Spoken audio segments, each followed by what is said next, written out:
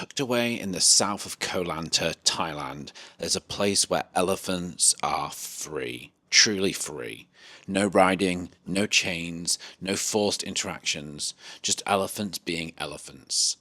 This is Following Giants, a no-touch elephant sanctuary that is changing the way we interact with these incredible creatures. But why is no-touch so important? And how does it redefine responsible tourism? Today, I'll share my experience visiting Following Giants in Koh Lanta and share what I learned in the hope that when you visit a country which has elephant sanctuaries, you'll make the choice to visit a no-touch place. If you are bathing or feeding an elephant, it will be causing the elephant harm, and in this video, I'm going to explain why. So, let's get into it. For centuries, elephants have been deeply woven into the Thai culture, symbols of power, strength, and spirituality. But behind this majestic image is a darker reality.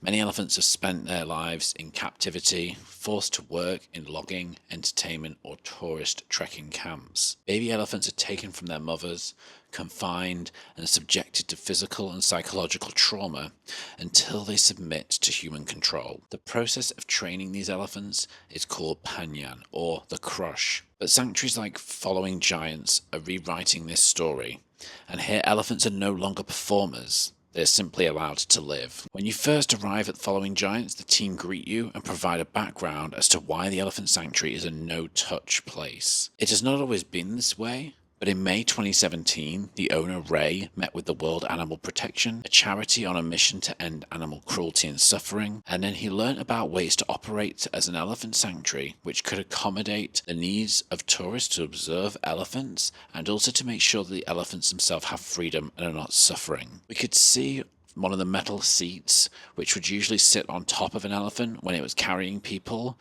and how this impacts their spine. It was so sad to see, but after our welcome talk, we then put on our wellies and it was time to head into the jungle. Surrounded by rubber trees, which is actually another source of income for the sanctuary, we saw our first elephant. Each elephant has a mahout, and this is a person who the elephant has a bond with. Their relationship is characterized by trust, respect, and a deep understanding of each other's needs and behaviors. They spend every day with them, close by, guiding them away from danger or the edge of the sanctuary. They also sleep in the jungle with them and monitor their health and behaviors. There's something really magical about just watching these elephants just behave naturally. No need to touch them or feed them or try and get next to them to take photos. It's just being in their presence. It's honestly enough. And maybe that's the real lesson here, that sometimes the best way to love something is to leave it alone. Many other elephant sanctuaries offer bathing with elephants or feeding, and it was explained to us that these interactions with humans are only possible due to the crush, the experience from when they were younger. So if an elephant does not want humans to touch it that day or to feed it, it doesn't have a choice. It knows if it doesn't allow you to do that, it's going to experience pain. There has been several injuries and more recently deaths of tourists in Thailand in January 2025 specifically at an elephant sanctuary due to a stressed elephant. The man who was charged with negligence and the death, but when humans are bathing elephants and activists say that this is against the natural grooming behavior of the animals, you've got to really question, is this something that elephants want having done to them? I know for a lot of people the dream of touching one of these great animals is strong, but I just wonder if actually the connection isn't about physically touching, and it's more about respecting their space and letting them choose how they want to interact with the world around them, and us just being a part of that. Many sanctuaries will have flyers saying that they are no harm, but they will still have pictures and show you that you can still wash or bathe or hand feed. And this might seem harmless, but it can cause a lot of stress and harm.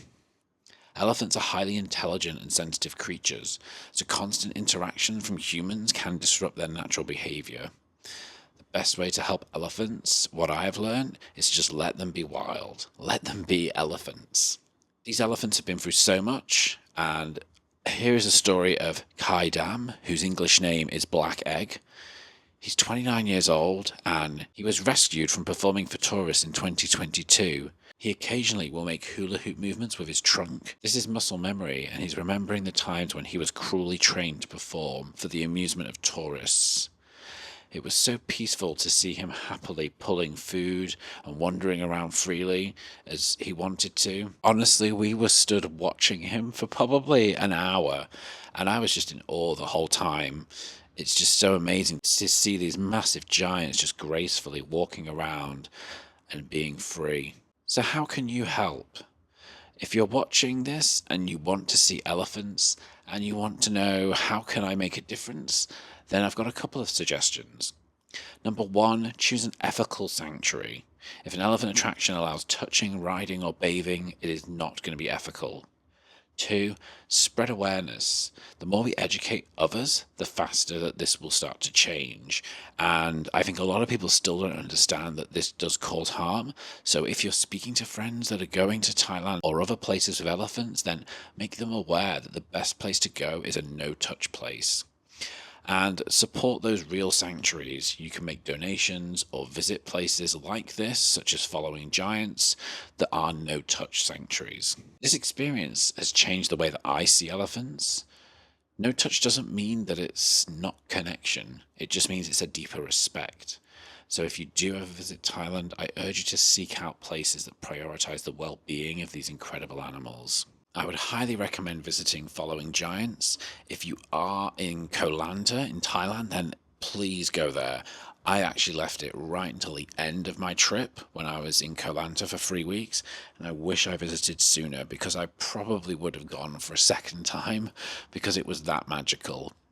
There was also the option to spend the whole day there, where in the morning you would go and walk with elephants, and in the afternoon you would do the hike up Klongchak waterfall, and it was amazing. I'm so glad I was there for the whole day. We got lunch included, and also we got to see the amazing, beautiful forest.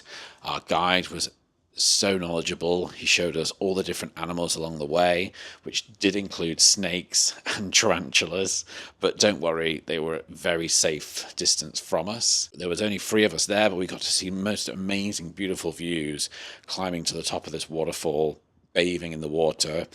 It was just stunning. So if you are in Koh Lanta, I highly recommend visiting Following Giants. So thank you for watching. I hope you've enjoyed this video. Let me know in the comments below if you have any questions, and also if you've been to any elephant sanctuaries as well yourself and what you've learned about making sure that we protect these animals. As always, I'll see you on the next video. Bye.